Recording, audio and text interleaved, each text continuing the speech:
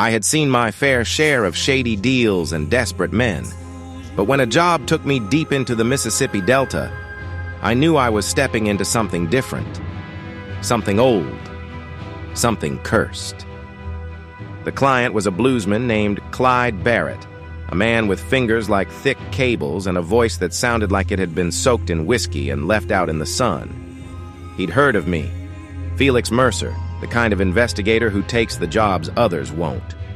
He slid a crumpled wad of bills across the bar and said only one thing: "Find out what happened to Robert Johnson." I leaned back in my chair, taking in the smoke-filled juke joint where we sat.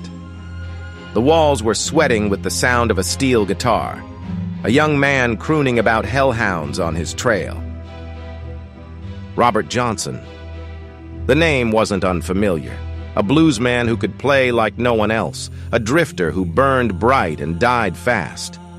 Rumors swirled around his name like Mississippi fog. He'd sold his soul to the devil at a crossroads for his talent. Now Clyde wanted to know if there was truth to it. I pocketed the cash.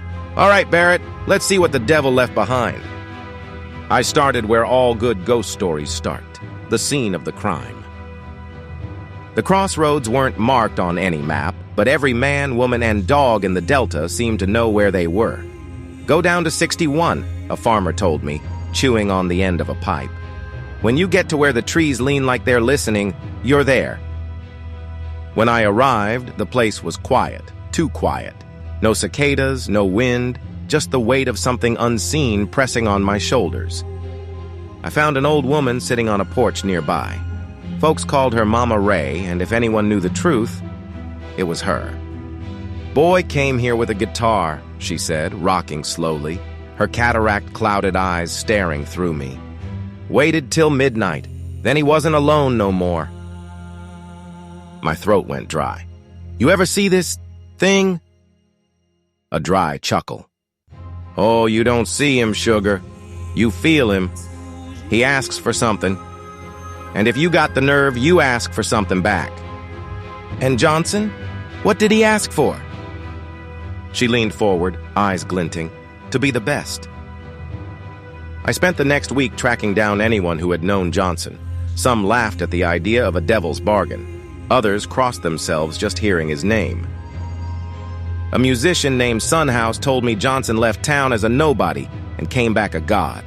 He couldn't play worth a damn before, House said, shaking his head. Then one night he sat down and, boom, magic. Ain't natural, I tell ya.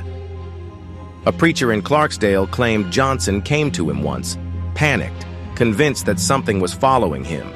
Said he done wrong, said he made a deal and now the clock was ticking. I told him to repent.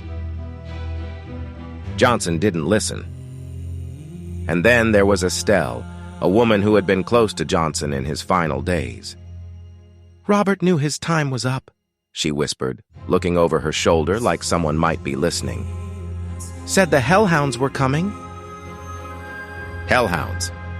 I wasn't a superstitious man, but the more I dug, the colder my bones felt. Robert Johnson died at 27.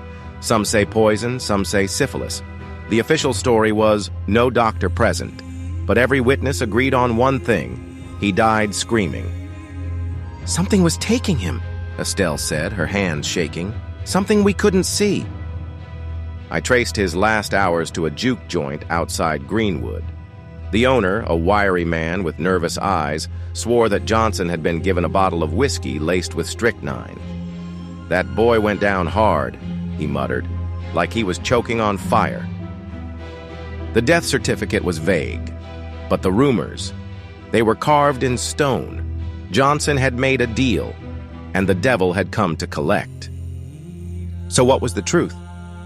Was Robert Johnson just a gifted musician, a man who honed his craft in isolation and shocked the world with his skill?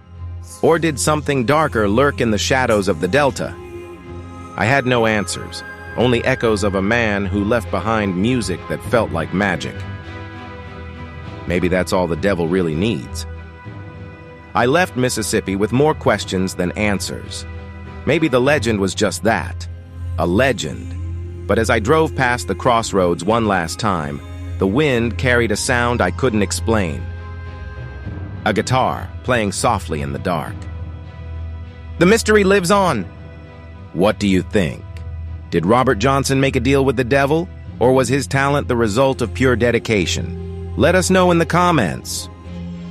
Subscribe for more unsolved mysteries and cryptic investigations with Felix Mercer. Turn on notifications so you never miss a new case file.